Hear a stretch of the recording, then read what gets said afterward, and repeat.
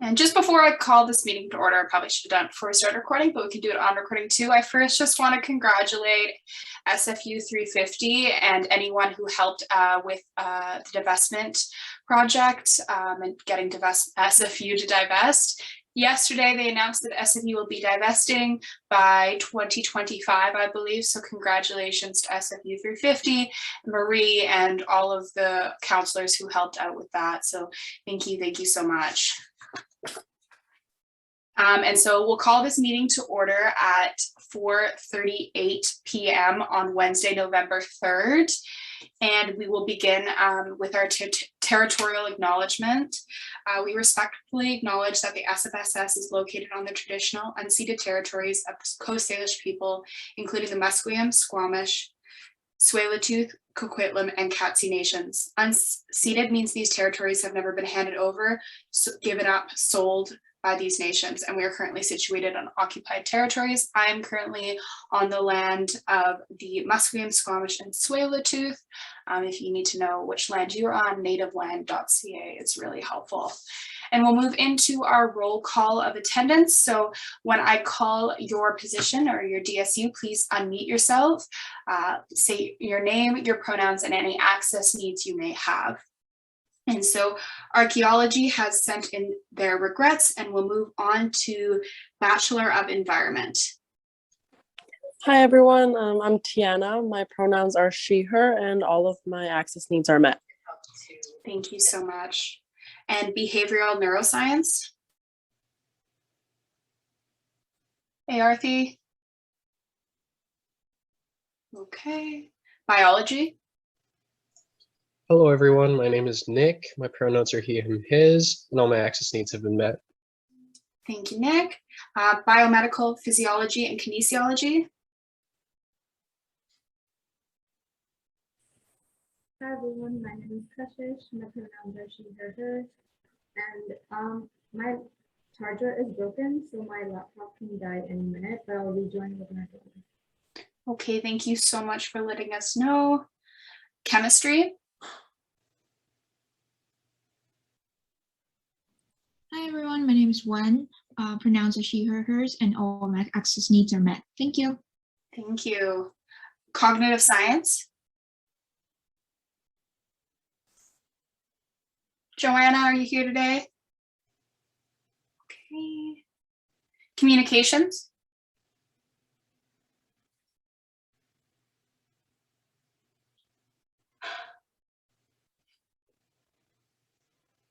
Ashran, you here today? I thought I saw them join earlier. Computing Science.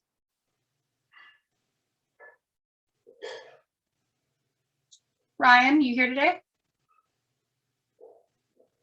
Okay. Criminology let me know that they're feeling pretty sick today, but name is Charlotte. She, her pronouns, and access needs are met, but just feeling a little sick. It doesn't have much of a voice. Thank you for letting us know. Data Science.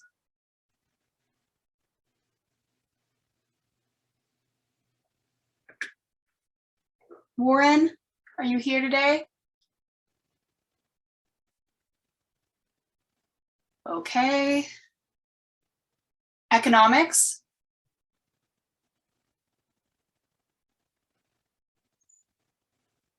Mahinder.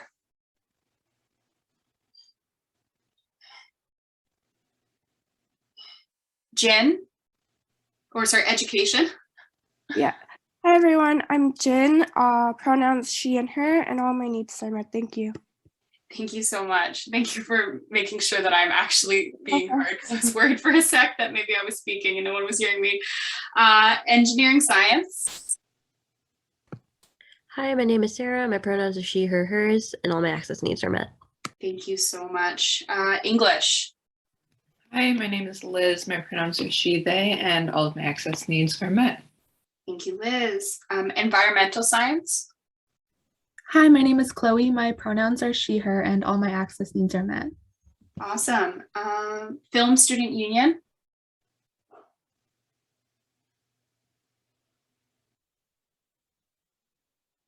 Amelia. Okay. French. Hi, my name is Kylie, pronouns she, her, and all my access needs are met. Thank you.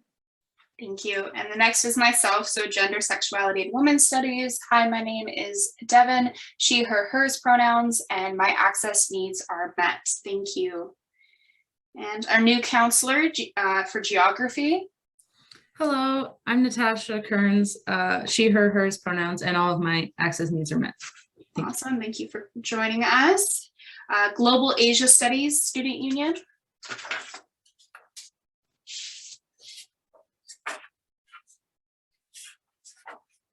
Okay, Eunice.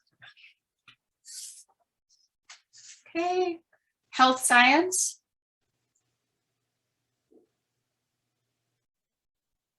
Joselle. Okay. History. Alan. Indigenous Studies Student Union. Stephanie. Okay. Ayat. Interactive Arts Technology. Jeremy. Okay. International Studies Student Association. I know, Deanna, you were reconnecting. Oh, perfect. Put it there. Thank you. Name is Deanna. Pronouns are she, her, hers. Access needs our laptop is currently broken, so currently using a computer with no webcam or mic. So access needs for today and in the future would be that camera's off and we'll use the chat function. Thank you for letting us know. Labor Studies. Hello, my name is Justin Chen. My pronouns are he, him, his, and all my access needs are met. Awesome. Thank you so much. Linguistics.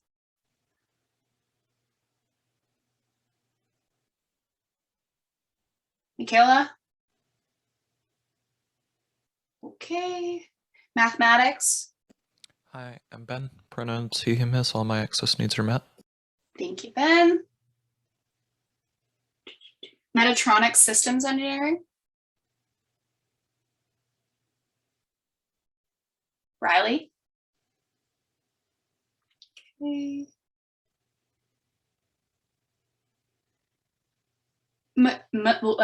Sorry, I just ate my tongue there.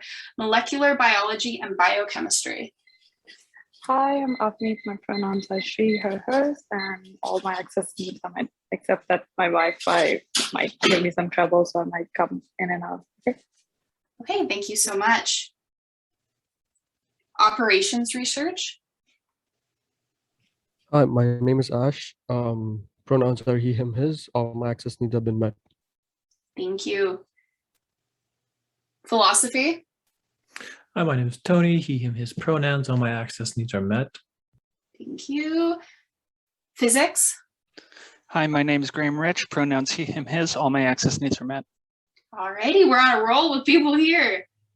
Political Science. Abby, have you joined yet? Abby, you guys okay? Yep. Can you hear me? Yes, I can hear you. He, him, his. All my access needs are met. I'm just gonna have to keep my camera off, and I'm driving right now, so I'm gonna try and focus on that. Yes, please focus on driving. Psychology. Hi, everyone. My name is Tiffany Liu. My pronouns are she, they, and all my access needs are met. Thank you. Thank you. Science Undergrad Society. Hello, my name is Zaid Lari. My pronouns are he, him, his, and my accessibility needs are currently met. Awesome, thank you so much. And for Society of Arts and Social Sciences, I see a note here that ACOM is just caught up in a class right now and will join as soon as they can. So ACOM is here today. Sociology and Anthropology. Hi, I am Kayla, and pronouns she, her, hers, and I might just have to switch devices. But other than that, my access need met. Okay, thank you so much. No, Shashank sent in regrets as they're running a little bit late. Just want to make sure that they haven't joined. Okay, thank you. Statistics and Actual Science also sent in their regrets. So we'll move on to Sustainable Energy Engineering Student Society. Hello, my name is Mohammed Al-Shul. I think everyone knows that. My pronouns are he, him, his. All my accessibility needs are met, although I will have to leave at around 7 or so. Okay, thank you for letting us know. Theater Student Union? Samantha? Okay.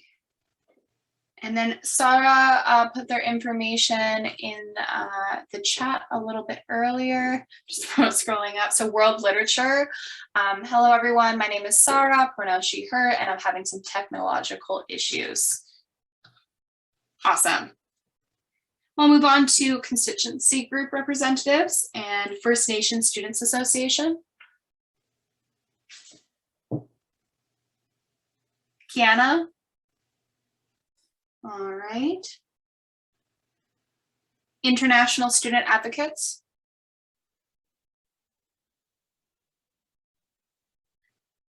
Okay. Soka. Linda. And SAC.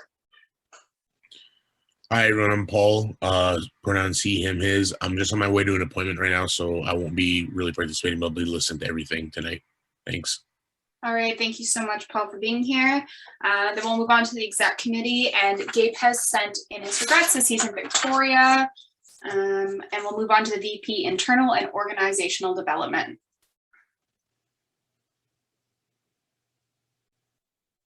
Corbett? Oh, sorry. I was looking at something off the side. Yeah, I'm here. My name's Corbett. Pronouns are he, him, his, and access needs are met. Thank you. Thanks, Corbett. And we'll do VP Finance and Services. Almost she, her, not feeling well today. Yeah, thank you again so much for coming, Almost, so we can have quorum. It's super appreciated. And Jess will speaking on Almost's behalf today. And then VP University and Academic Affairs. Hey everyone. Serena, you cut out there a little bit. Oh, sorry. I'll try that again. Okay. Hey everyone, my name is Serena, pronouns they, she. In terms of access needs, my internet's a bit unstable, so I'll try to have my camera off for today, but otherwise they're met. Awesome, thank you so much. And the VP External and Community Affairs, as well as the VP Equity and Sustainability, have sent in their regrets. And so we have VP Events and Student Affairs. Hello, my name is Jess. My pronouns are she, her, hers, and all my access needs are met. Awesome, thank you so much, Jess. And then we'll move on to society staff. Aisha has sent in their regrets, so we'll move on to the board organizer. Hi everyone, this is Ella, pronouns she, her, hers, and all of my access needs are met. Awesome, thank you so much. And is BT here today? Yeah. Awesome. Hi everyone, my name is Betty, pronouns she, her, hers. My access needs are met. I'm not feeling well. I'll have to leave early to go to see a doctor. Okay, thank you for letting us know. I hope you feel better. Everyone's so sick. And then the admin assistant, is Christina here? Hi, my name is Christina. My pronouns are she, her, hers, and all my access needs are met. Thank you. And I completely called their names earlier, but I didn't realize that Ashran and Joselle are on leaves of absence. So I'll note that. And then we have to amend some other regrets in the next sections, moving into consent agenda. It's matters arising from the minutes, and then we're going to ratify some regrets. And so I'm going to amend 4.3 to include, along with Gabe Leosis, Damon Tarrant, Shashank Thenrapati, Gia So, Marie Haddad, and Matthew Provost. Can I get a seconder for that amendment? Political science. I heard political science louder. Thank you though for Jess though, so political science seconds. All right, so ratify those regrets, and we can move on to the adoption of the agenda, which I am going to, actually, can I get a mover for that, please? Corbett moves. Thanks, Corbett. Can I get a seconder? Could I actually add it, amend the agenda, add an item? Yes. Do you want a second first so we can get into that part, please? Yeah, sure. Okay. Okay, and just before you do that, just because I want to get this out of the way so it'll help your item be added, I'm just going to restructure the agenda really quickly because I'm worried about quorum. And so I want to make sure our motions are first because we can do the reports without quorum. And so I am going to amend the agenda to move old business to be 6 on the agenda, move new business to be 7, and move reports to be 8 on the agenda. So we're just doing all of the stuff that needs quorum first because I want to make sure we pass it so we don't have to do it again. Can I get a seconder for that amendment, please? Math will second. Okay, I got math, and then sorry, who was it that wanted to make an amendment? Oh, Tony, right? You wanted to amend? Was it you? Yeah, that's right. I wanted to make an amendment. Yeah. Sure. Go ahead. Sure. I wanted to add a discussion item. Counselor SFSS jackets. Okay. Sure. So why don't we do that after reports? Just because, and then we'll do 9 discussion jackets. Awesome. Thank you. And Corbett, you've listed? Yeah, I would like to make add a new motion. Okay, sure. Why don't we do all the this one? I can do that, right? Do yours as well as Tony's in one. Yeah, okay, you can sure. do it Go all in ahead. big batch if you Yeah. wish. Awesome. Let's do that. If there's a concern, then a council member can motion to like separate them. So Yeah, totally. Thank you. so I'm just thinking of a title proper.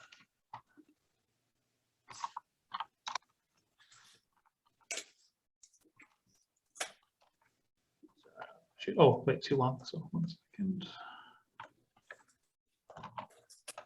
It's gonna be in batches, so it's lengthy.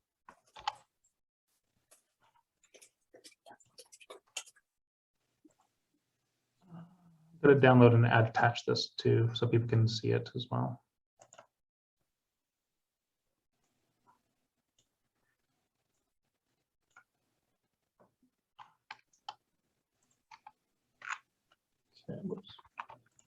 So yeah, effectively this is a fix that we just noticed earlier in our processes that made it so some of the past policy changes we made, we have to like kind of remotion them.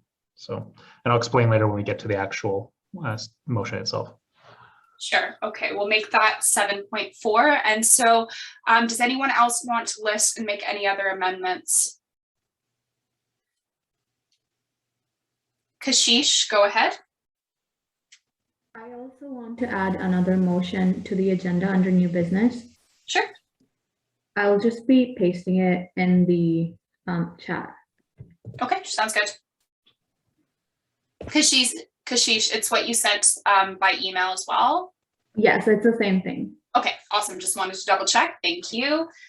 Alrighty. And so just so last call for any amendments. Does anyone else need to amend? Okay, awesome. So just so we all know what's happening, we've restructured a little bit. So we'll go straight into after this into old business, then new business. To new business, we've added 7.3 accessible course practices open letter. And then we will also add what I've just titled for now, Corbett's motion. And so I will have Corbett go into that and I'll come up with a better name. And then we will move into the reports from the committees and then discussion item, and that's 9.1 jackets, council jackets. And so can I get a seconder for that batch of amendments, the 2 to the new business and the 1 to the discussion? BPK second. Awesome, thank you so much.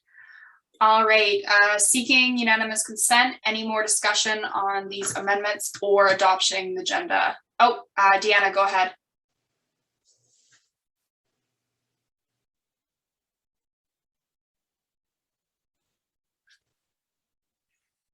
Okay, sure, sounds good.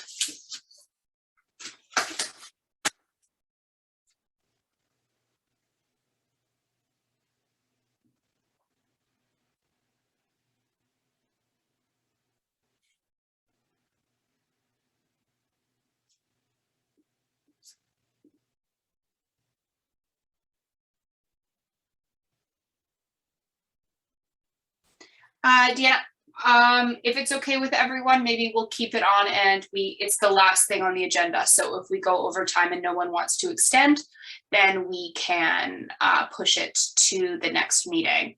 Okay, cool. Thank you. Alrighty. Okay, seeking unanimous consent on this. If anybody's looking for what the order we're currently going to go into, it's on the speakers list. That's the correct order. So if anyone is confused, right? Seeing nothing, we'll move forward and we'll go into now 6.1, leave of absence policy amendment. And this was submitted by VP Internal and Organizational Development, Corbett, and I will read the motion now. Whereas R6, resignation, leave of absence, and regrets have policies around leaves for council members that are very basic. Whereas the policy doesn't allow for flexibility in different forms of leaves, reduced working hours, or other options forcing a counselor to either work through their challenges or go without their stipend. Whereas stipends support the hours and work contributed to by council members who rely on them to pay costs. Be it resolved that council approves changing R 6.7 with the following. Of this leave of absence, 21 business days of these may be paid in relation to sick leave, mental health leave, bereavement, ceremonial leave, and family obligations. No medical note is required for this. Reduced hours surrounding time of these leave of absences may be seen and shall not be determined as neglect of duties or unreasonably penalized. It is the expectation of the counselor in question that shall be an appropriate move to normalcy in terms of the expectations of workload. Sorry, I kind of jumbled the end there. But Corbett, would you like to move this? Yes, I would. Thank you. Can I get a seconder, please? Jess seconds. Thank you, Jez. And Corbett, as the author of this motion, would you like to speak to it? Yeah, thank you very much. As some of you know, we've had a number of counselors, executives, student union reps, constituent group reps, and others having sorry, got distracted by the chat, have taken various leaves of absence, short and long, short term, like sometimes a few days, sometimes up to a week or more. And we noticed that our current policy is where it's either you take a leave where you take a leave of absence and it's unpaid, and you can take up to 2 months worth of time to do so, to take a leave.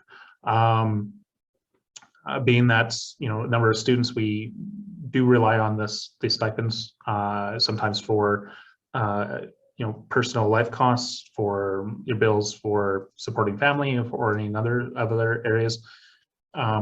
There was discussion in the exec and even I think to a certain extent in council, maybe loosely, of improving these policies. And so I originally planned to have a lot more complex, like a lot separate policies for different types of leaves and such, kind of similar what you see in a job place. But talking more to the people, we thought it was, and also realizing that we're not employees, that we as employers, we can set our policies for how these kinds of leaves will work, and that it would be best with many of us being the student, or all of us being students, that the policy that was fairly flexible, where it is more generalized, where it's just leave with all the different potential ways of having leave, would be a better option, because it's kind of hard to determine. You can't predict, like, how sick you might be, or how long it might take you to recover from a mental health episode, or a family emergency or situation, or bereavement, or any of these number of things that can happen. And so I thought, as at least a good first step change, is to have allow some portion of the potential total leave of absence time to be paid.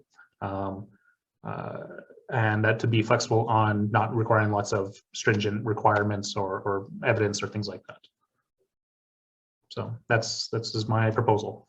All right, thank you so much, Corbett. And then we'll move to the list. And Jess, you've listed yourself on behalf of, I think, of yourself and Almas. Yeah, it's like a double list. I'll go first and then I'll read Almas's. So I brought this up back in August to Corbett and Gabe. We had a meeting about it. I was just realizing that when we started our position, slowly but surely, the 7 of us have been knocking down like flies and just like taking our own LOAs in the summer semester. So I brought this up because when I took mine and when I noticed that other people were taking it as well, it was risky. So it was risky because we had to play a game of can we afford to take leave or not? So some of us are paying rent, some of us are taking care of family members, some of us are taking full-time classes. So that was always the issue. But there were many moments when I wanted to take more LOAs as well, but I couldn't because then I would be losing out on payment. And to clarify, this updated motion will include non-executives as well. So when you folks also take your leaves of absences, you still have the ability to be paid. I also just want to focus on the language that that is proposed as well. So it counts as sick leave, mental health leave, bereavement, ceremonial leave, and family obligations, and that no medical note is required for this. So in terms of mental health leave, we all struggle with mental health to our own capacities, whether it be due to so many circumstances. So that is something to support your mental health, and you don't have to state or disclose at any point what you are going through.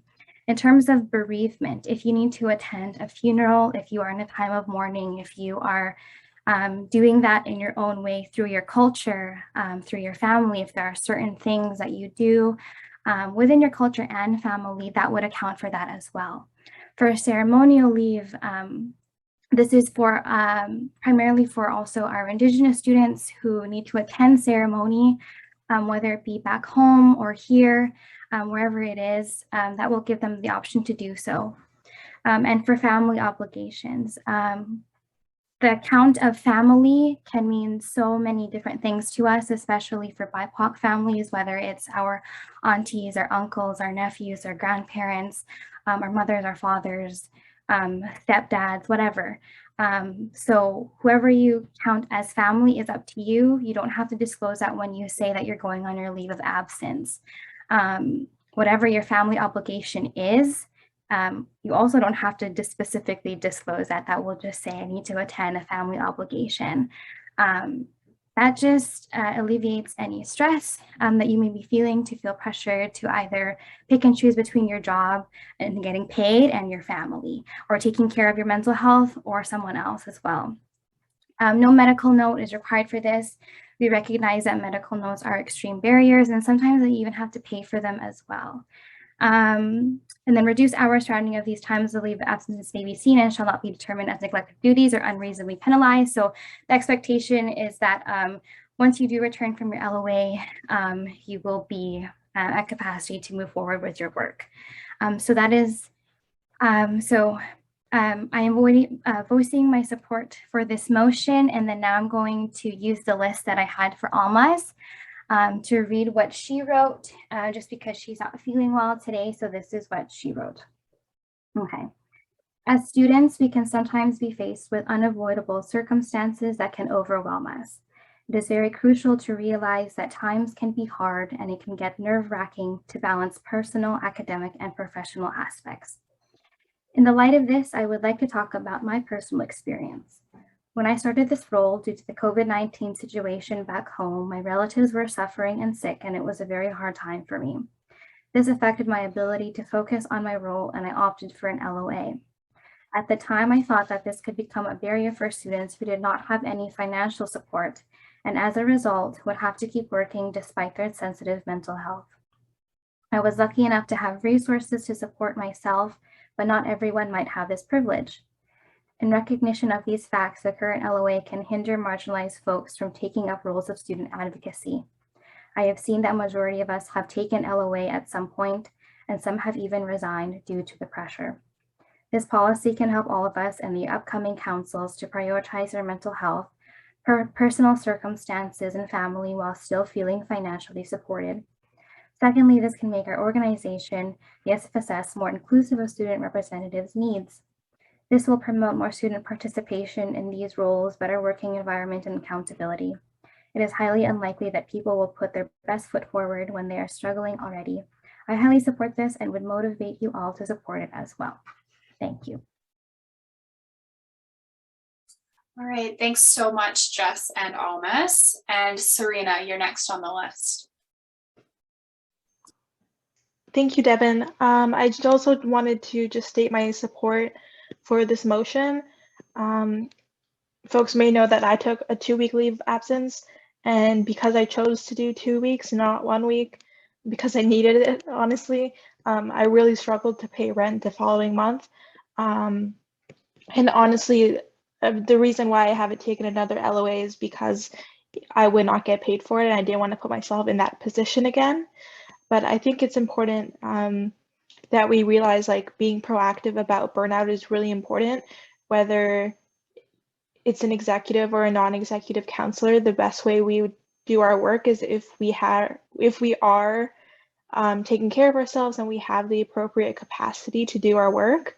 So I think it's really important that we all take care of ourselves and each other by supporting this motion. And yeah, I think that's all for me.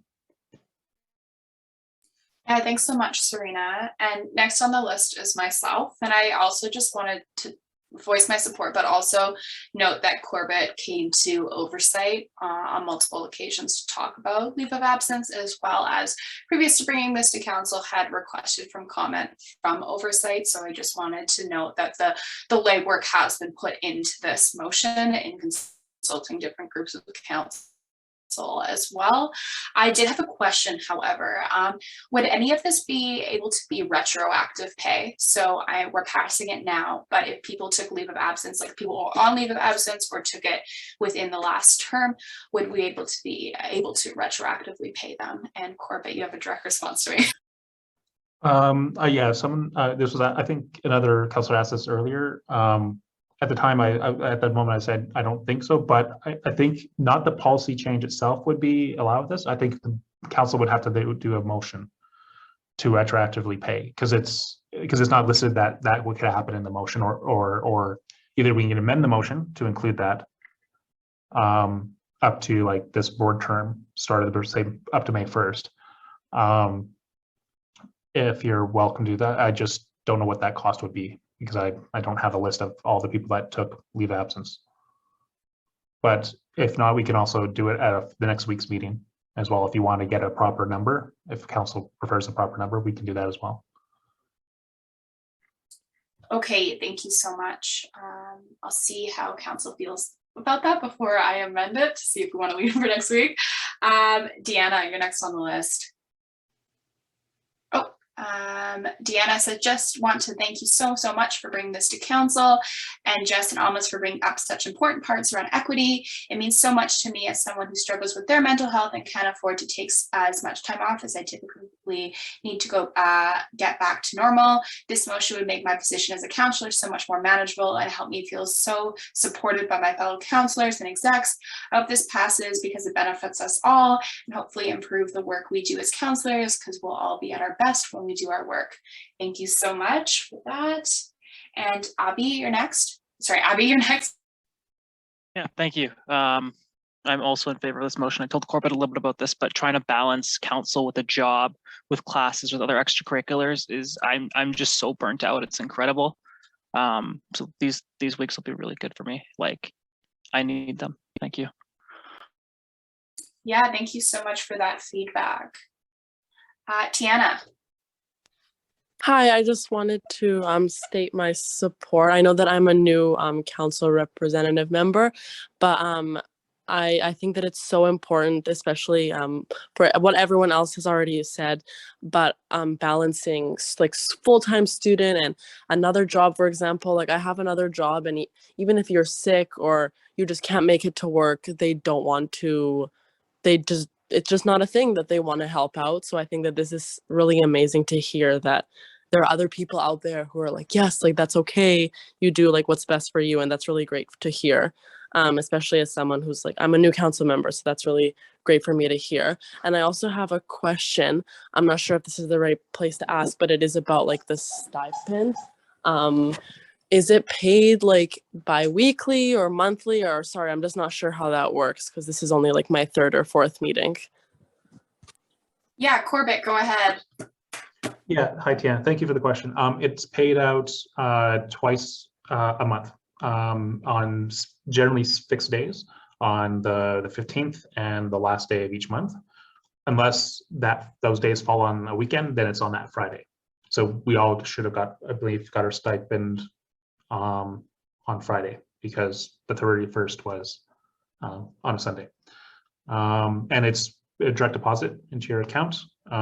If you haven't gotten one yet, please contact me. If anyone else here is having issues, please contact me and I'll get that sorted out. All right, thank you so much. And seeing no other list, I'm going to list myself to make an amendment to this motion. So I want to add a clause that is, be it resolved to explore options for retroactive pay to the beginning of the board term, brackets May 1st, and report back to council at our next meeting on November 10th. Can I get a seconder for that? Corbett seconds. Okay, thank you, Corbett. Any discussion about that? I will post it in the chat in 1 second. I just need to finish writing it.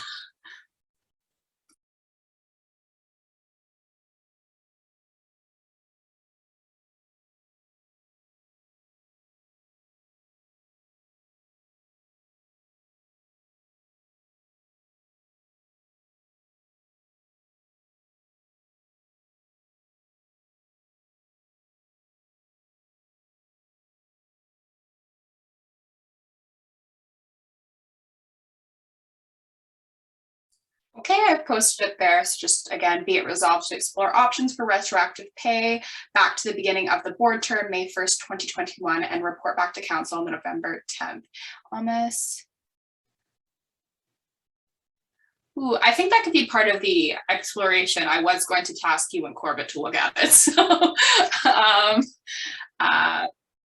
the question that almost asked is, will it be up to the council member to take retroactive pay or use it in the future? Corbett, go ahead. Just for clarity, Almas, I'll ask you a question. You mean in the sense that going forward, the 21 days could be claimed now and going forward and be paid, or do you mean, or if they want to take retroactive pay, say a week or two, say they took off, that would take into the 21 days and going forward?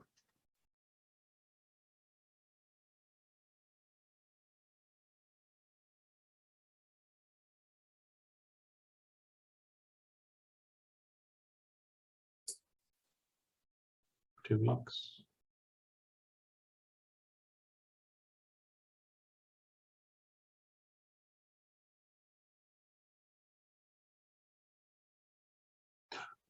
Okay.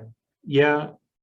Because thank you. I'll jump in because the current policy doesn't specify what of those 21 days could be used. They just within the whole 2 month span that's traditionally unpaid, up to 21 days of those could be paid. So they would be able to choose. Awesome. Is there any other discussion? We'll move back to the main motion if there's none on the amendment. Or seeking unanimous consent for the amendment. Please unmute yourself or raise your hand if you would like to abstain or vote against. Okay, awesome. Moving back to the main motion, which now will include the be it resolved clause that approves the changing of R 6.7 with the following, which we read earlier, as well as a be it resolved clause to explore the options for retroactive pay back to the beginning of the board term, May 1st, 2021, and report back to council on November 10th. Is there any other discussion on this item?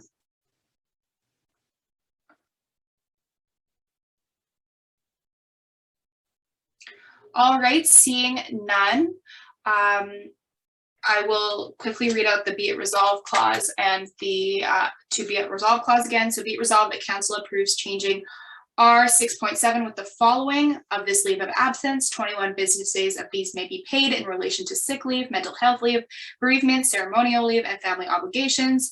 No medical note is required for this. Reduced hours surrounding time of these leave of absence may be seen and shall not be determined as neglect of duties or unreasonably penalized. It is the expectation of the counselor in question that there shall be an appropriate move to normalcy in terms of the expectation of workload, as well as be it resolved to explore options for retroactive pay back to the beginning of the board term, May 1st, 2021, and report back to council on November 10th at our next meeting.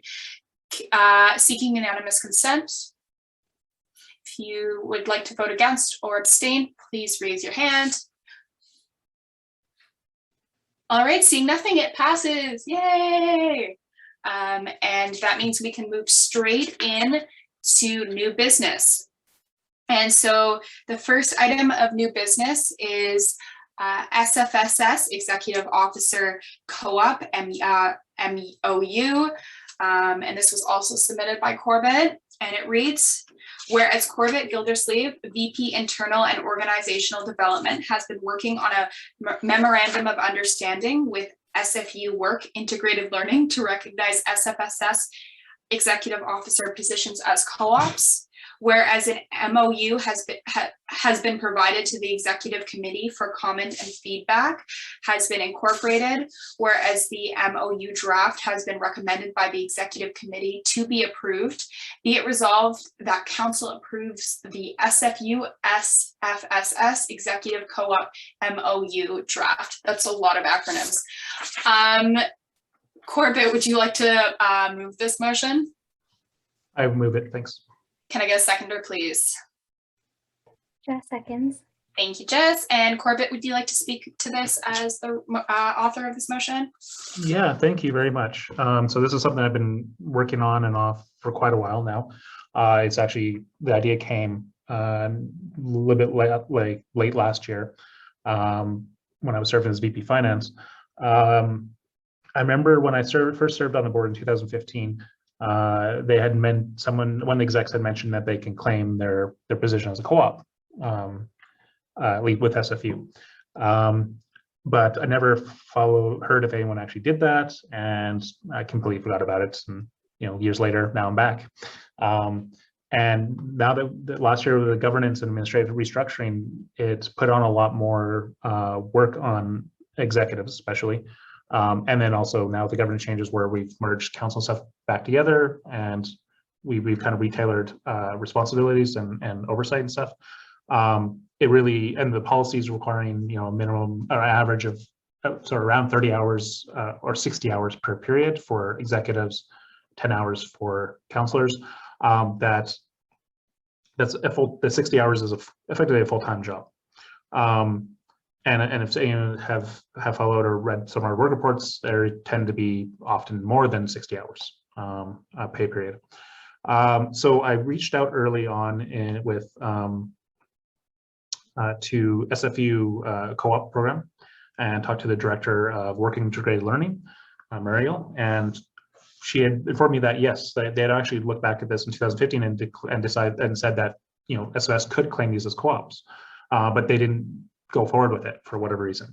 And so I restarted that process, and after going back and forth and talking with exec and having meetings with Muriel and others, we finally got a MOU drafted, a memorandum of understanding, so an agreement between us and SFU to recognize that as long as we followed specific rules, like the executive was approved was able to get into their faculty's co-op program in general, that these co-ops would be viewed as self-directed co-ops, like the ones you find yourself, and you pay your fee, pay the co-op fee and such, you would be in the co-op program. And as long as, and we had to develop specific reporting channels, so VPs report to the president as like a supervisory role, and then I believe the chair of the oversight committee. The president reports to the chair of the oversight committee in the same sense. And this is mostly for like filling out the supervisory report forms and such that is required by the co-op program. And we also developed job descriptions based on our bylaws, what's listed in our bylaws, and submitted that out to co-op to be part of the program. And so the MOU lays all that out. The one downside of, fortunately, is there is a little bit of a restriction on engineering students because they have higher requirements for their own accreditation, that they have the first 3 co-ops they do have to, or 3 co-op worth terms have to be technical. But anything after that, they could claim these as well. So if they're an engineering student in an executive role and they've, say in their last year, they've already done their technical co-ops, they could also claim this time, at least any number of the terms, 1, 2, or 3, to do so. So why would they want to do that? Why would students want to do that? Well, if you're an international student, I believe for your study permit, you have to take 3 or 4 courses at each term. If you're in a scholarship program, same thing. I think if you're an honors program, you also have to take a minimum number of classes. Honestly, correct me if I'm wrong, but that's why I understand the process. Also, as we've just talked about with the LOA thing, it's a lot of stress and mental health challenges balancing a number of classes plus council work, especially on the executive side with the amount of hours you have to contribute. So having an option to declare this as a self-directed co-op can relieve a lot of challenges. You may not have to take as many classes, or no classes that term. You can maintain a lot of your various requirements and stuff in your programs. So I just think, again, it gives execs in this case more options to see how they want to do the role. Some might still want to just take a lot of classes and also try to take all the exec work as is because they want to say graduate on time or something. But if they have that option, then that, to me, it's a good thing to give them option to explore. Either do a co-op or do it as they currently want to as well. So, thank you. Yeah, thanks, Corbett. I put the memorandum of understanding in the chat there if anyone didn't have access to it before. But we'll move to our list, and Serena. Thank you, Devin. Yeah, I just wanted to voice my support for this motion as well. I've had previous instances last term where I had a bursary that it was tied to my rent and counseling, where I had to take a course last semester, even though I really didn't want to. And the co-op would have solved my situation last term. And I think it's also really important to recognize that a lot of folks have their parents' health coverage for things like prescription pills and those kinds of things. And they need to be enrolled in courses to access that.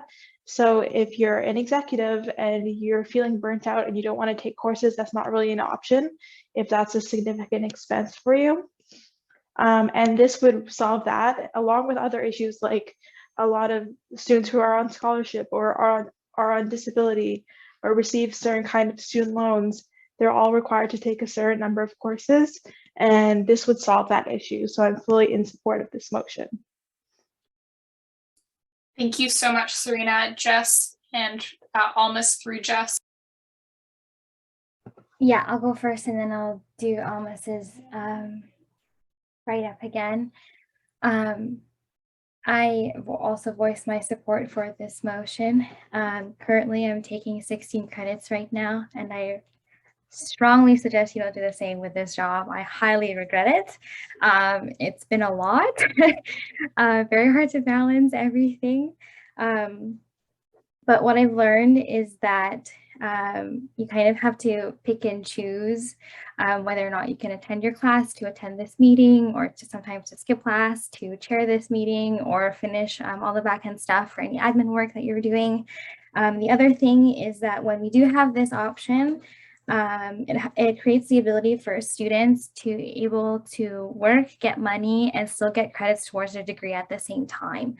So sometimes executives either choose not to do any classes within their semester to focus on this job, but I can't afford to do that. I need to keep taking classes because I keep taking out student loans. But sometimes students are not taking classes, and so that's prolonging their degree and how many years they're going to be a student at SFU. So with this, you're still able to receive credits towards your degree and for completion. The other thing is that I think it will provide more opportunities for students to participate in student governance. Sometimes people are hesitant to do this job because of the workload and because of the amount of school they could possibly be missing. So that's another thing that I want you folks to consider as well. So more opportunity, I hope. And then Alma says in the chat, and I'll read what she wrote, it avoids being in situations like me taking 4 courses to maintain status and still working. And then Almas wrote, these positions are like full-time jobs, which they are. I have spoken to many students who want to be more involved in the SFSS, but have commitments like co-op and a minimum credit requirement that hinder their ability to participate. Students in some programs have a mandatory requirement for co-op, and this will be a great initiative to motivate students from these programs to be more involved. International students who are obligated to take a minimum of 9 credits shall also be benefited. I strongly stand in favor of this motion and would suggest you all to vote in favor as well. Thank you. Thank you, Jess. So we'll move on to Kashish. Hi, I also want to voice my support for this motion. I think it'll be great if the execs are able to use all the work hours that they put into the SFSS as co-op experience. 60 hours is a lot of work, and taking classes on top of that is sort of crazy. So I think it should just count for something towards their degrees, and also after SFU, if people choose to apply for other grad school or medical school or something like that. If you don't have taken courses or co-op, it's very frowned upon. But this job is also so much work. So that would be crazy if that doesn't count towards something. That's all. I just want to encourage everyone to vote in favor of this motion as well. Thank you. Thank you. Any other discussion on this item? Please list yourself in the chat. Give it 2 seconds here. All right, seeing nothing, we can move to voting, and I'll just read the be it resolved clause again. So it is be it resolved that council approve the SFU SFSS executive co-op MOU draft. And I'm seeking unanimous consent on this. If you would like to vote against or abstain, please raise your hand.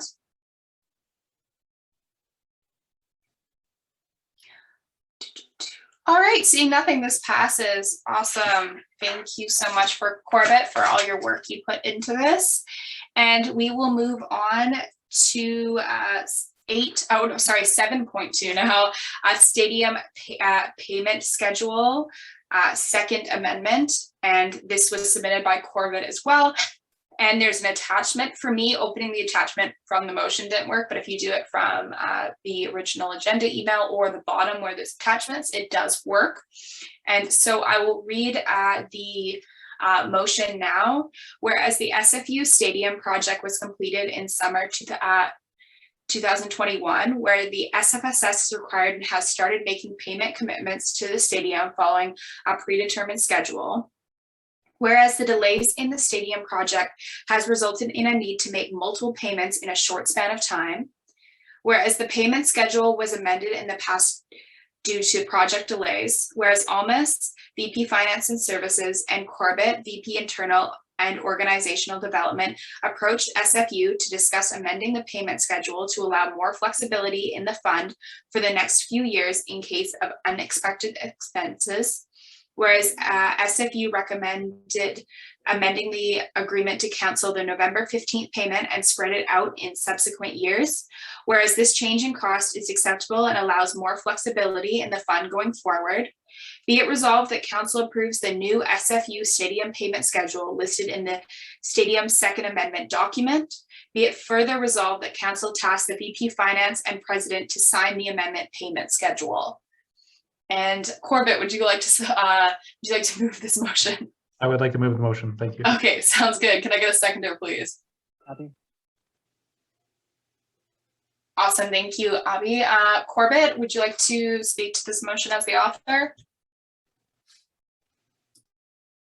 Thank you. Yes. Okay. So just a bit of background. So as part of the Build SFU project, that included paying for the construction and operations of the sub. It also included the paying for part of the SFU stadium. When the student union building was first envisioned back in 2013, it was actually supposed to be where Lauren Davies Center is, like at the pool area, and the stadium would be tied to it, be connected to it. Over time, with further review of the building and stuff, it was decided to no longer have the sub there, but to split and to put the stub in a different location. And even the motions itself for the funding the project was split in 2015. 2015, yeah. It ultimately still got passed at an annual general meeting for both projects, and so we committed to contributing $10 million to the cost of the stadium. There was some going back and forth, and finally, in the long run, when everything was said and done, there was a payment schedule set for the SFS to make contributions, financial contributions every year towards the stadium. Total amount is $10 million. There's no interest on those payments. So it's just, once we get to the end of it, we get to the end of it. However, there was some time with, just like the sub got delayed and started, so did the stadium. And there was actually two separate delays. The first time it got delayed, SFU and SFS got together and passed a amendment to adjust the payment schedule by 1 year. The start of the payments by 1 year. There was a further delay during COVID and pushed. It was supposed to be finished around spring, and it was finished actually in summer. Like spring 2021 is finished in summer 2021. I had gone to when I did the modeling for all the different space costs, from paying for the sub, paying for the stadium, making payments to stadium, and making payments and all that stuff. I noticed is that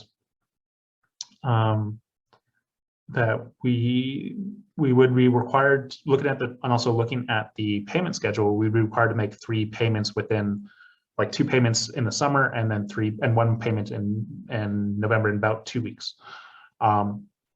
Financially, we could afford to do all that and pay all those things in one, and all 3 payments in more or less in one shot. However, it would, with the amount of revenue we were getting in from the Build SFU fund and stuff, I felt it'd make our kind of a budget a little tight. And so me and Almas went to SFU to ask if they could again shift the start of the payments by 1 year and spread out, which would result in a slight spreading out.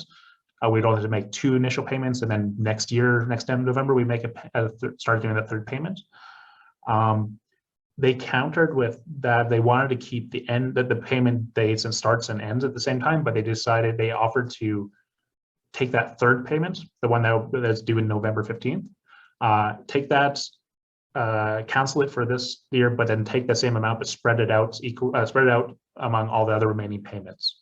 So we wouldn't have to make a payment in November in 2 weeks, but we would have to make a slightly larger payment every year after that. And so I ran the numbers and worked with Almas on that, and saw that actually works okay. It's actually in our favor because it gives us, allows us a little bit more flexibility for this year, because of, the building's just opened. We might need some extra Build SFU funds for any major repairs or minor repairs and replacements and stuff. Just flexibility would be good.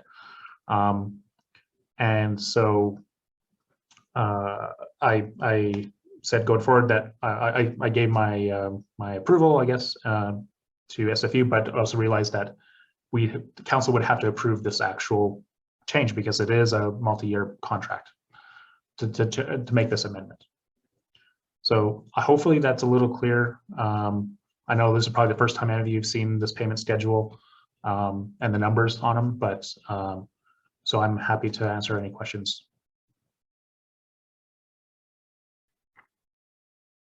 Alrighty, thank you, Corbett.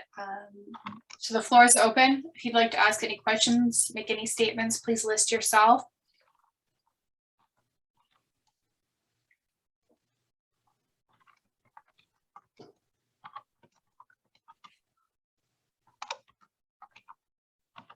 No questions about the stadium?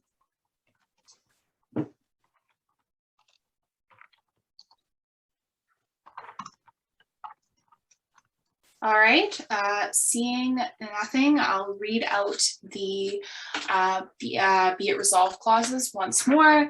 Be it resolved that council approves the new SFU stadium payment schedule listed in the stadium's second amendment document. Be it further resolved that council tasks the VP Finance and President to sign the amended payment schedule.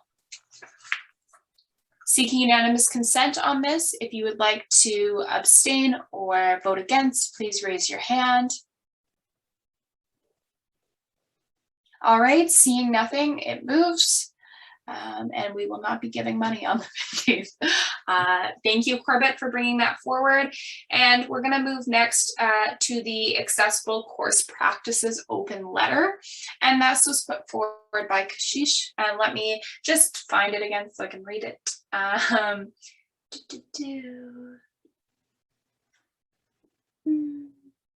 right, so the motion is titled Accessible Course Practices Open Letter. And it reads as the following: whereas the Accessible Course Practices campaign letter was shared with the membership at the SFSS annual general meeting, whereas the membership agrees that SFU should answer the calls to action in the Accessible Course Practices campaign open letter, whereas it is important for council to back up the campaign through their endorsement. Be it resolved that council approves the open letter and signs on to the letter. Be it resolved that councilors who voted in favor of the motion sign on to the letter as individual councilors and on behalf of the respective student group. Be it further resolved that councilors who vote in favor of the motion distribute the letter to their respective groups and encourage their members to sign on to the letter. All right, Kashish, would you like to move this motion? Yes, I can move the motion. Thank you so much. And can I please have a seconder? Jess seconds. Thank you, Jess. And Kashish, as the author of this motion, would you like to speak to it? Yeah. Okay, go ahead. So most of you probably were already at the AGM and have already seen the open letter. I'm just bringing it to council because this is the next step forward for the working group and the campaign itself. Since this is something that council has chosen to support before, we just need to reinforce it again to propagate the campaign further. I just want to urge everybody to support this motion and take it to your DSU and share it with your members to get more people involved and voice their concerns as well.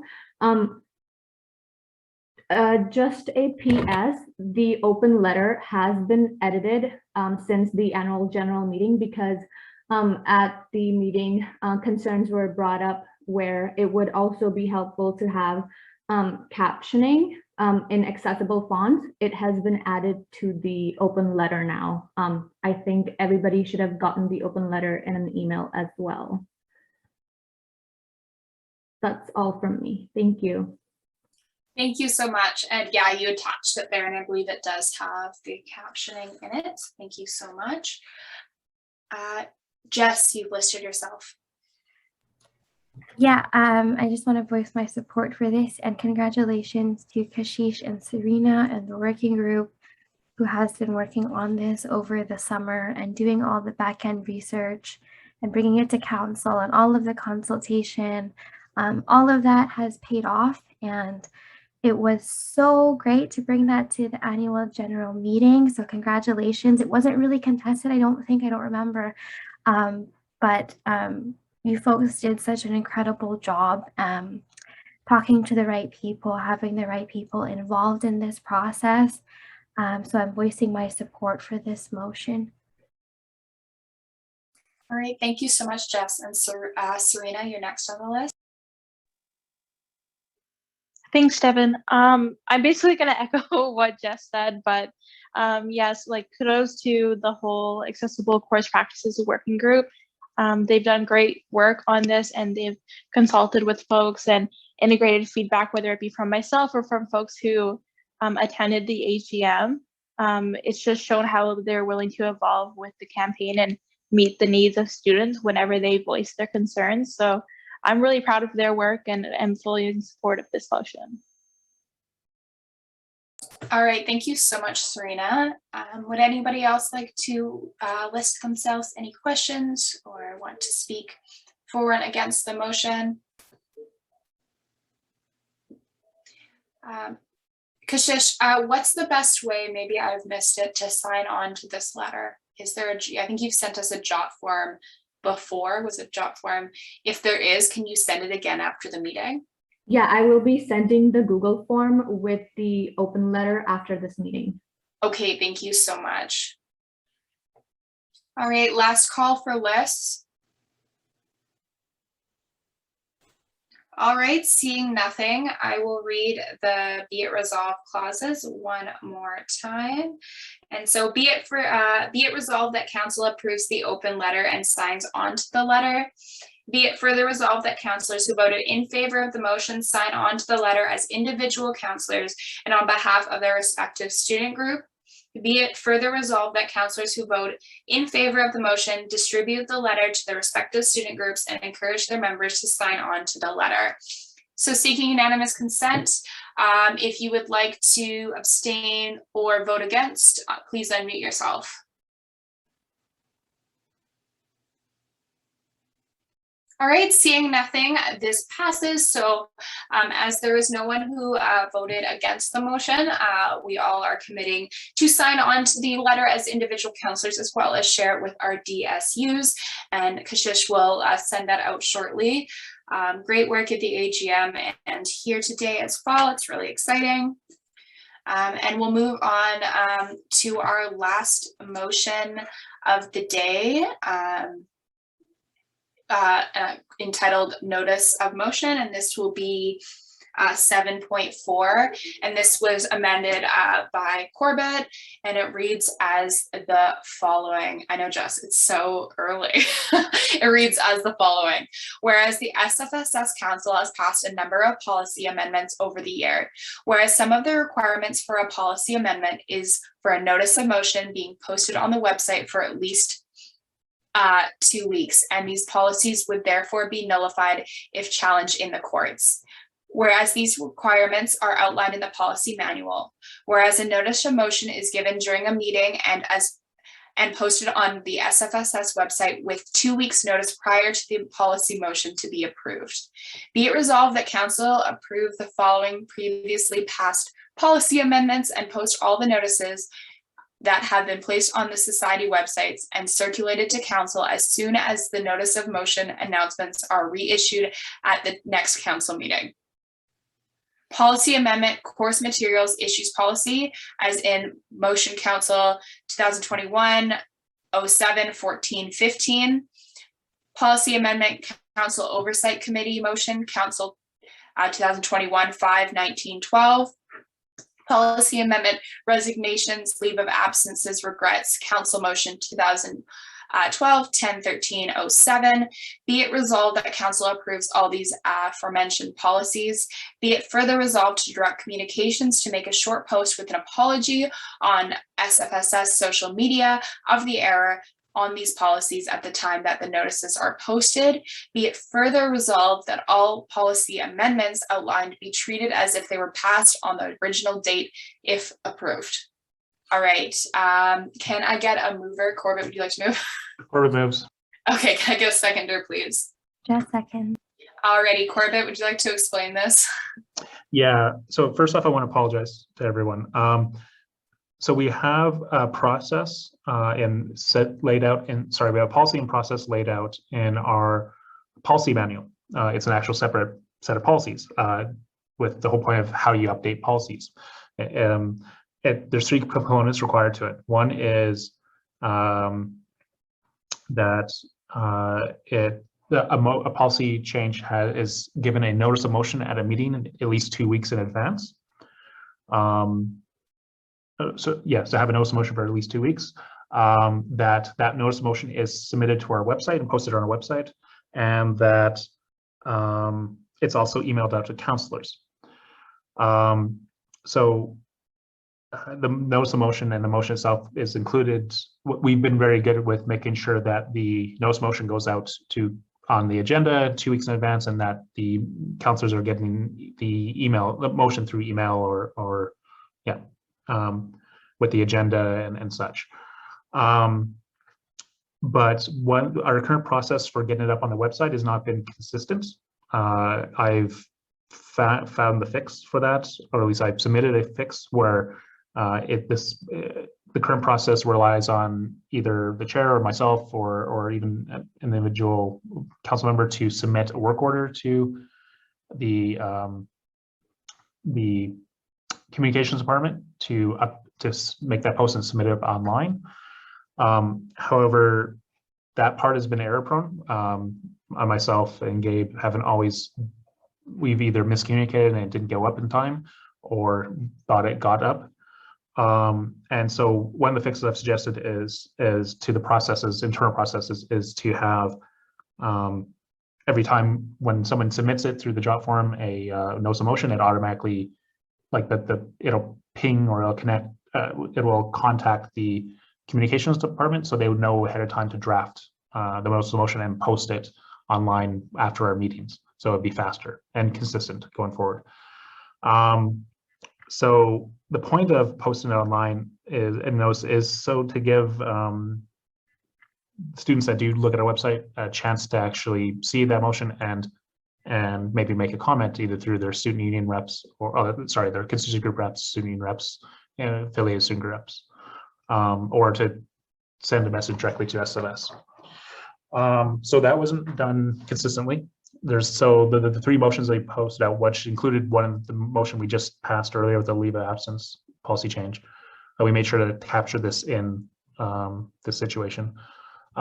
Included changes we made back in a policy back in July and one in May. We'll also go through again to double check for other motions that got passed since the beginning of May if we missed any other ones, and we'll bring those back to council.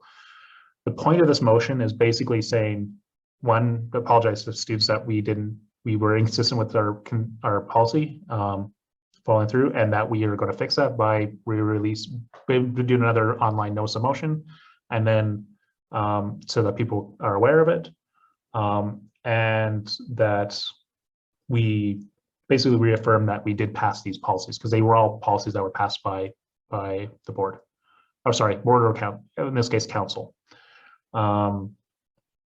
So yeah, again, I apologize for not catching this sooner.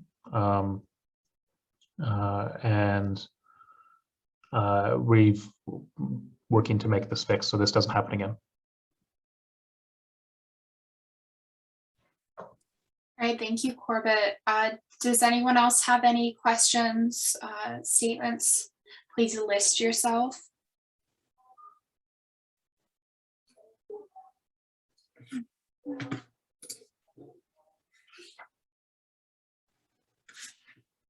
I do have a question, just to confirm, since those motions have passed, as we're putting up a notice for next meeting, right? Just want to make sure I understand this correctly.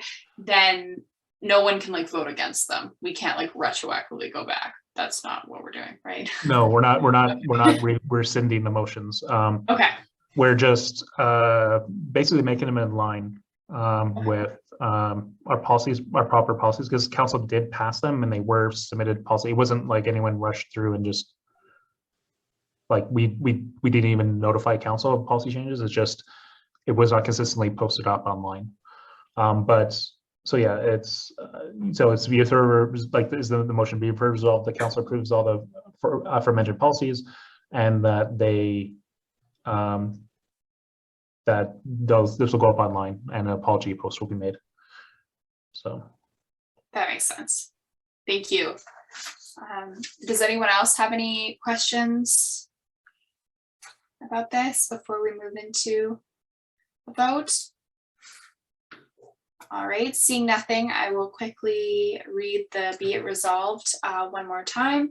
So be it resolved that council approve the following previously passed policy amendments and post all the notices that they be placed on the society website and circulated to council as soon as the notice of motion announcements are reissued at the next council meeting. And so this is the course materials issues policy, the council oversight committee motion, the resignation, leaves of absences, regrets council motion, that was from today. And be it resolved that council approves all these aforementioned policies. Be it further resolved that direct communications to direct communications to make a short post with an apology on SFSS social media of the error of these policies at the time that the notices are posted. Be it further resolved that all policy amendments outlined be treated as if they were passed on the original date if approved. All right, seeking unanimous consent. If you would like to abstain or vote against, please raise your hand or unmute yourself. All right, seeing nothing, this passes. Thank you so much for bringing this to Council Corbett and for answering all of the questions from the previous motions on this list. And that's the end of our motions. And so would people prefer to have a 6-minute break till 6 o'clock or just move right into reports? How do we feel? Break, please. All right, let's come back at 6 and we'll do reports. Thank you, everyone. Yep, we need time for garlic bread committee. Yeah, the quickest garlic bread committee meeting of all time.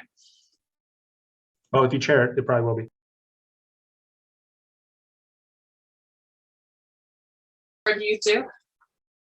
Oh, thank you, Jess. So we're going to move into reports, and the first is going to be what is now 8.1, report from executive committee. And I don't know if you guys have, oh, perfect. And so when you're ready, go ahead.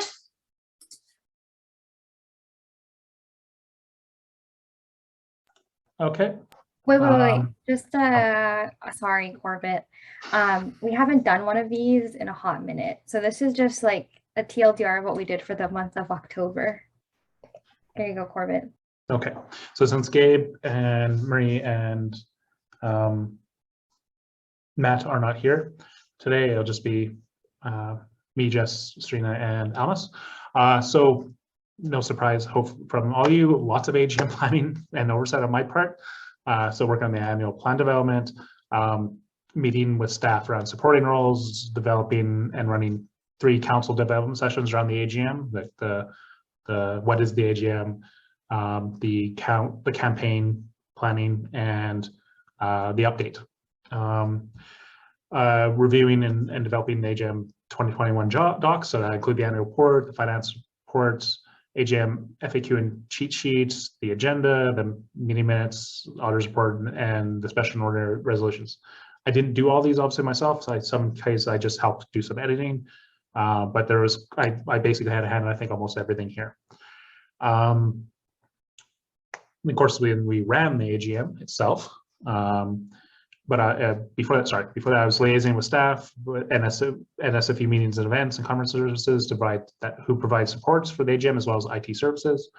Set up the budget and communicating that with relevant staff and executives, especially on raffle prizes or advertising and such. And I also worked with Jess and Dipti concerning the raffle prizes and the whole process with that. And of course, we ran the AGM, and I'll be given a debrief after in a separate report. So we'll go more into that then.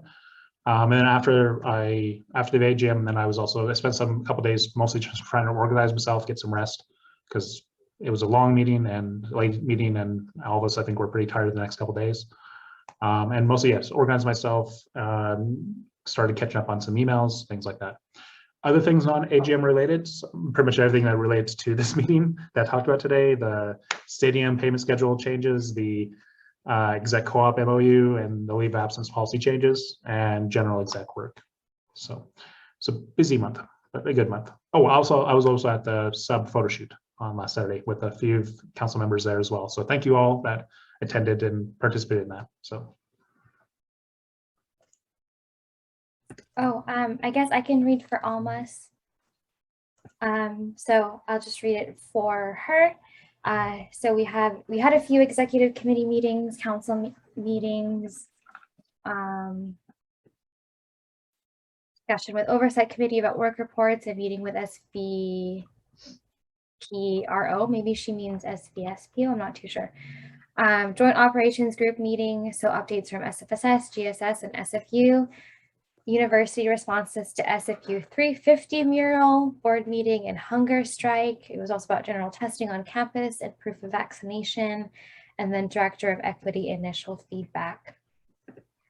She also worked on the SFSS and WUSC scholarship meeting, which had representatives from SOCA, WAFA Zakut, and SFSS representatives met and discussed lingering details, agreement and contract changes, action items for our next meeting, suggestions on the copy of initial application form. She attended the SFSS and GSS budget information and the SFU budget information session as well, where students found out and get to ask questions and add pressure about tuition increase and reorient the budget. The staff meeting, so updates on capacities of staff and the work that they have been doing and their plan for the coming weeks, and then any suggestions and concerns that they talked about. As for the hiring committee, she was on the digital media assistant hiring committee, which is now finished, which had 4 candidates interviewed and references were checked. And then she's also on the temporary financial coordinator hiring committee as an alternative employer representative. Thank you, Almas, for all your work. Oh, just kidding. There's one more slide. Busy girl. AGM preparation. She did a cheat sheet preparation, financial report and presentation, and spreadsheet with numbers and figures from the auditor's report. Just to hype up Almas even more, she got a lot of feedback that her report was accessible. Sometimes when we see money, especially me, like I get scared because it has numbers and graphs and dollar signs, and then I don't understand it. But the way that she did it was so accessible and easy to understand. So thank you, Almas. And she's also working on the flu shot campaign with me and Serena and Nat, and we're currently in the planning stages for that. Off to Serena. Thanks, Jess. So for the admin assistant hiring committee, we're currently going through all the applicants. There were something like over 90 applicants for 2 positions. So that one's taking a bit of time. Accessibility coordinator hiring committee, it's still in the process of looking for another person to sit on that committee. So if you'd like to sit on the committee, definitely let me know. We're looking for just one more employer representative. University and Academic Affairs Committee. Basically, the only updates there are from ACP, the Accessible Course Practices Working Group, and the open letter and all of the work that went into the AGM and that kind of thing. Accessibility Committee, there's a new process for accessibility grant applications, which I was really excited about, and I'm really happy for all the folks that did that work on the committee. And we approved a grant for hearing aids, and I got very kind messages after that. Honestly, like a person hearing new sounds for the first time, I was like, wow, I didn't know that our work had that kind of impact. But it's always a good reminder. The community fridge is now in the sub. So if folks know anyone, or if you need any food, that's always available. A contract worker justice campaign, and that's connected to the next one as well as Board of Governors. They wanted to do a presentation to bring to the Board of Governors, so I've been helping them with that. The Board of Governors, and I also helped SFU 350 with their climate emergency declaration motion that went to the Board of Governors. And recently, I think it was yesterday, SFU announced that they're going to be divesting, which is one of their 7 demands. So very excited for SFU 350. I'm not sure what I meant by Senate when I wrote this. I wrote this around the mid-October probably, so I'll just skip over that one. Went to the budget information session. worked on my semester report. For my AVPs, they've been working on the undergraduate survey, deciding on new projects and campaigns, working on a campaign for the Center for Accessible Learning, and switching over to a new platform, Trello, to organize all of our work. I also helped a bit with the AGM, just doing some things like the FAQ and just supporting folks where they needed. But yeah, I think that's the end for me, and there's all my information there if you ever need to reach out. Okay, here's mine. Now that we actually get to do in-person stuff, I have photos for proof. So Almost and I finished with the digital media assistant hiring committee, so they are going to be onboarded really soon. We had a couple executive committee meetings, and I'm starting to get used to chairing regularly, at least I hope, for Member Services Advisory Committee and Events and Student Affairs Committee. So what is happening with MSA is that we are discussing postering on campus and within the subspace itself, and clubs days. So we are hoping to have clubs days as an in-person event in January for the next semester, and all of those logistics for Surrey campus and Burnaby are getting sorted out right now, and we will be discussing that tomorrow even more. For the Events and Student Affairs Committee, we will be looking at events to do for November, which is still up in the air. So that's something we're looking forward to. When I say events, I'm going to interchange that. I mean tabling, because we aren't allowed to have events yet within the sub. So we've just been doing a lot of tabling. And then DIPT is brainstorming some events for December. And I will get onto that later, what's happening in that month. As for our staff, I've been working with some of our staff to create name tags for staff who work in person as well as execs, so that we have accountability. And for clubs days, I touched on that one. And then the fun part, shout out, look at these cute photos. There's Chi, and then there's Deanna, and there's Dipti. We spent 4 hours packaging 400 Christmas care packages. So those are actually going to be for students in residence who are unable to go home, wherever that may be, for the winter break due to COVID, due to not being able to fly back home, etc. And they're just on residence. So inside was like noodles, chocolate, candy, and that will be delivered on December 22nd or 23rd. So I will be making those drop-offs with our admin coordinator as well. Thank you to everyone who helped for that day. And then we had a Halloween tabling. There's me and Gabe. I honestly didn't know the height difference between me and Gabe until I looked at this photo. So he's like 2 heads taller than me, but that was really fun. It turned out really well. We had a lot of students come out for pictures, and then we partnered with Blends to get some free coffee and hot chocolate, all of that. And then we had the AGM that lasted really long and late into the night, but we couldn't have done it without our wonderful staff who stayed until the very, very end, and all of you who stayed until the raffle, which I killed in 20 minutes. I'm sorry to disappoint if you didn't win, but I know some non-executive counselors want surprises, so I thought that was funny. So we'll look into that too. For the student affairs part of my portfolio, I'm working on a flu shot campaign with Matthew, Serena, and Almas. So look out for that. We're going to have a flu shot within the sub within the next few weeks. So please get your flu shot and get vaccinated. I'm also on a steering committee for esports.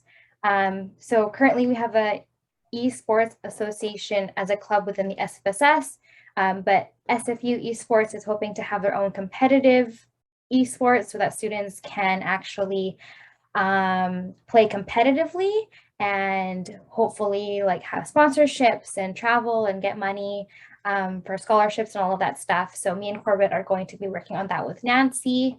And then I've met with student engagement and retention to keep our relationship and updated between the SFU and SFSS side, and then a future collaboration with SFU Rec on some events. And that is all.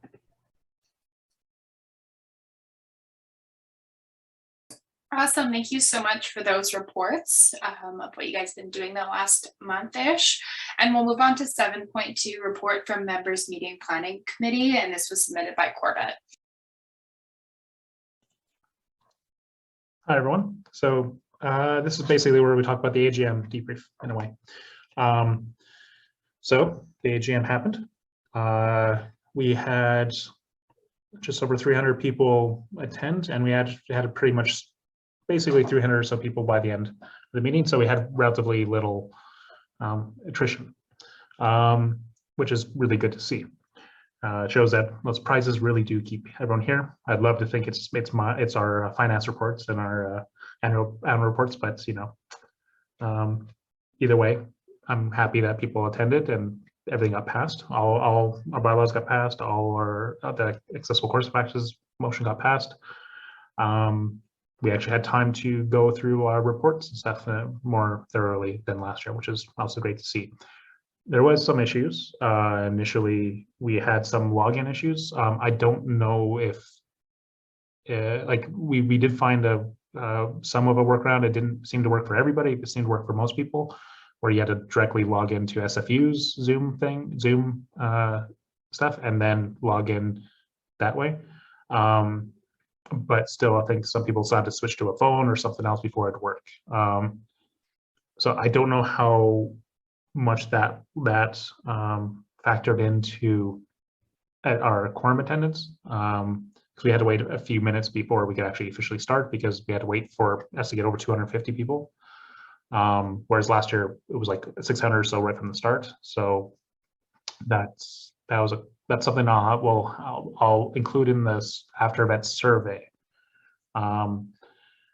to see how much that impacted attendance. Other challenges, because we didn't have the general chat like we did the previous year. The reason being because last year's chat was pretty rough at times. It was hard to moderate it and keep people focused on the meeting itself. And so we switched it to the QA style.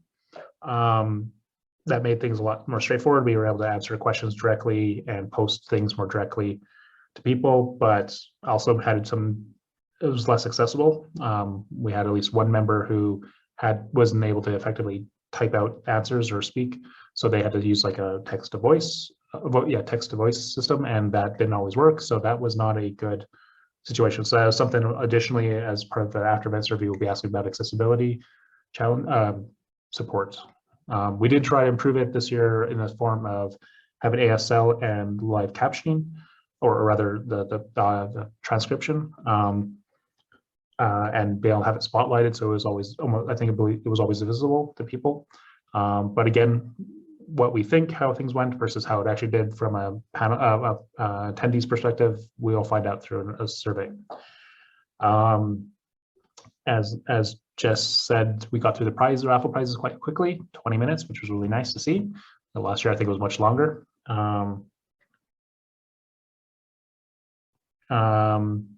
Yeah, Akum, you had a particular double whammy, like nothing seemed to work for you. So yeah, it's a little confusing. Like we totally did not expect that, because from the login perspective, you had to use your SFU ID.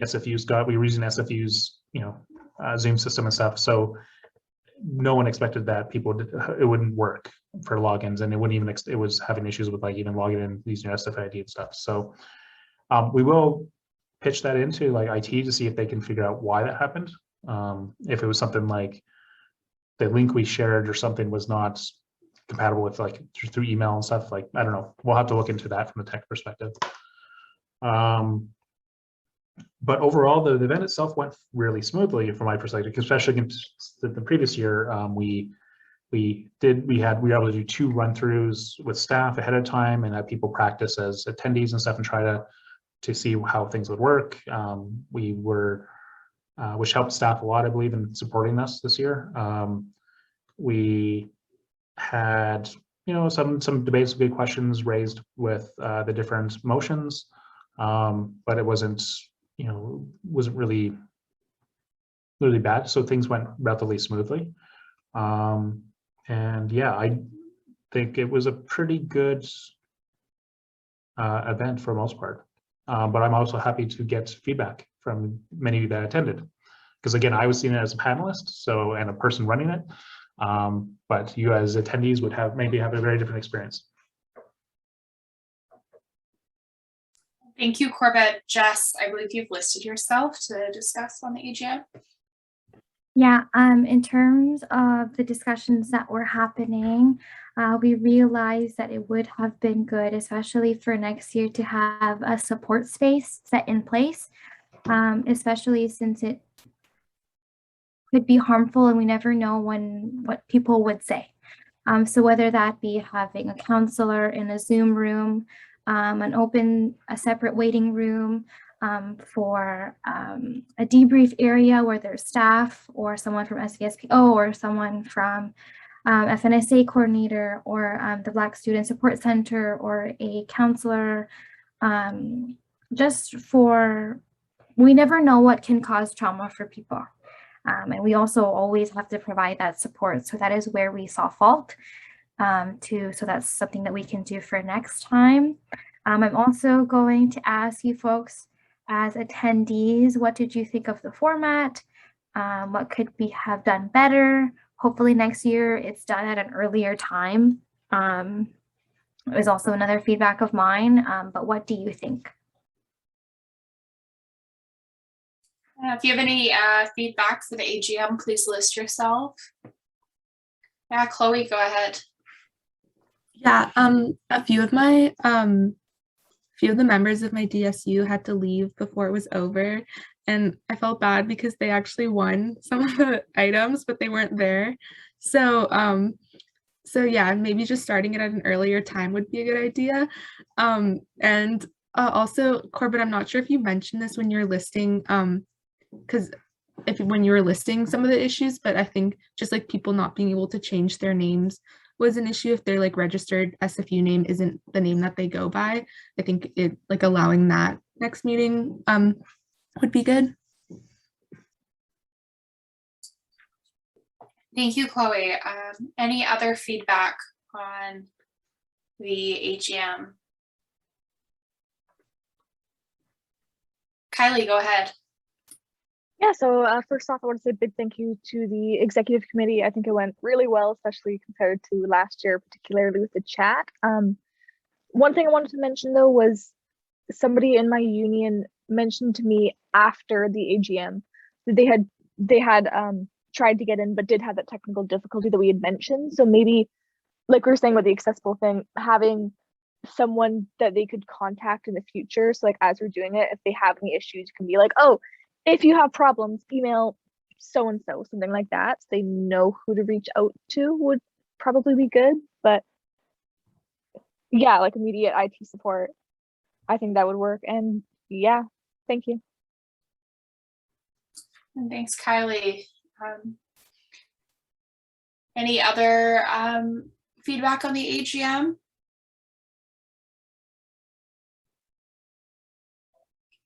Oh, Jess, go ahead.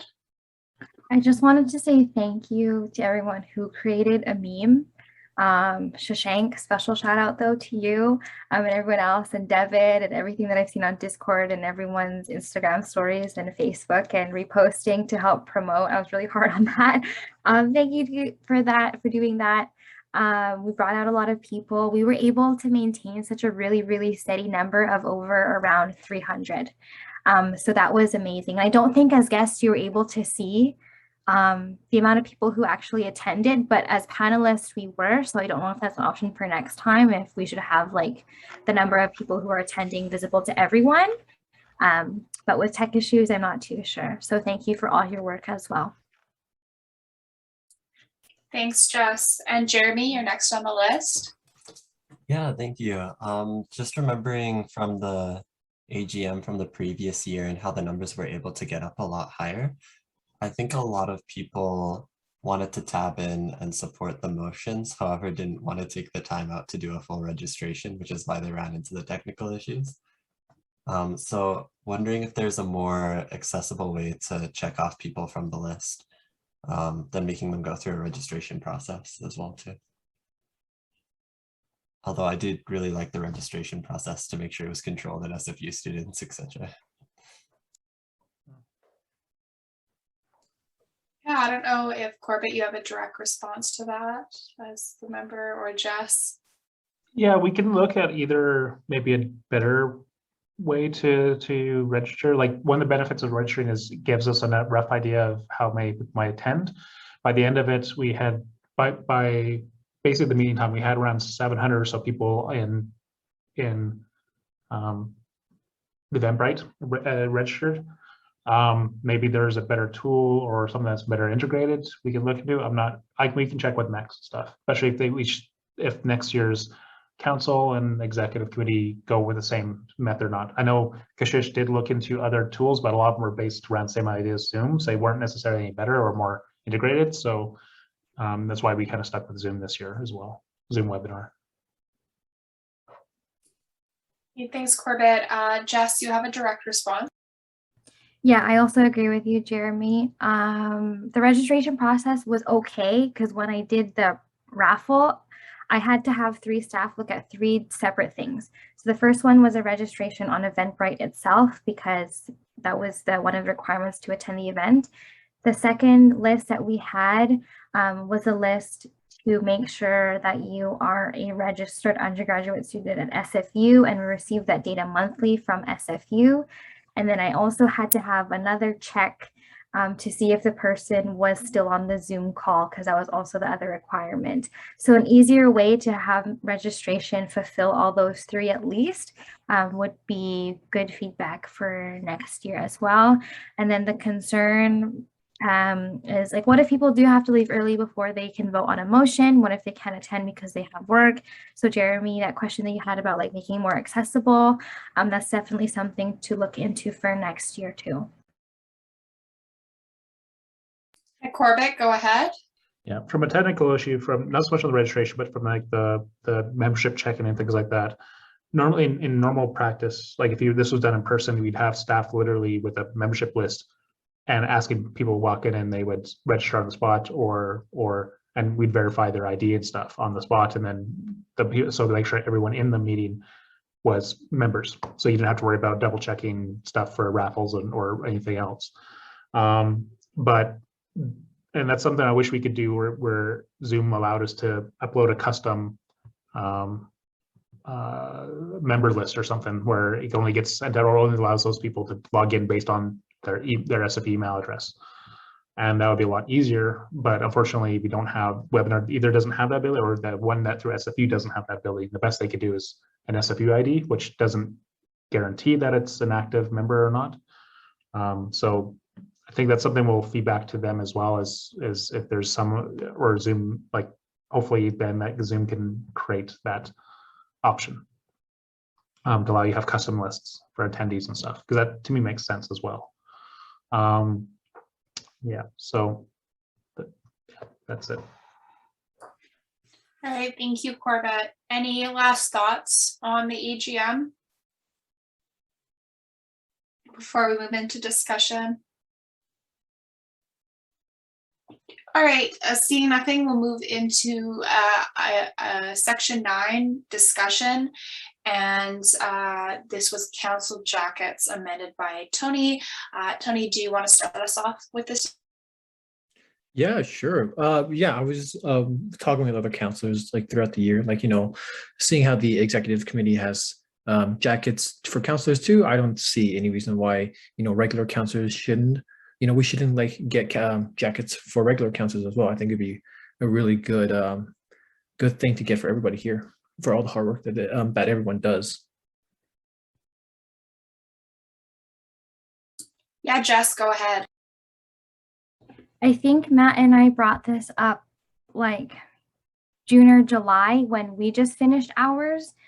But then the matter of the issue was which of the non-executive counselors could be leads as for this project, with support from Matt and I. So amongst yourselves, just let us know who would want to take this up, and then we can have separate meetings specifically for these council jackets, and then we can forward you the information and the company that we used The other discussions I remember having was about sustainability and sizing. Just let us know who wants to be part of that, and then we can support you. I still have all of the documents, all the payments, our logo, the stitching, whether you want. The other discussion that we had was whether or not you wanted t-shirts or tote bags or sweaters like ours, like the 3/4 zip up. So I'm also voicing my support for this. Just let me know what you want to do. Yeah. Thanks, Jess, for putting that out there. Chloe, go ahead. Yeah, I just wanted to add that like when this was originally brought up, I originally like spoke against it just because I had concerns with like funding and like using, you know, just like fees from our membership to like pay for this. However, like after doing tabling, I think that like having jackets would be really useful, and just like with any sort of campaigning and just like when we're speaking to our members, like I think having a jacket would be really useful. And like also like it is also just fun and nice to have one, but I do think like it'll overall benefit our membership too, just to like just looking like more uniform. So yeah, so I'm also in favor of the idea of getting jackets or some sort of like t-shirt or hoodie or something.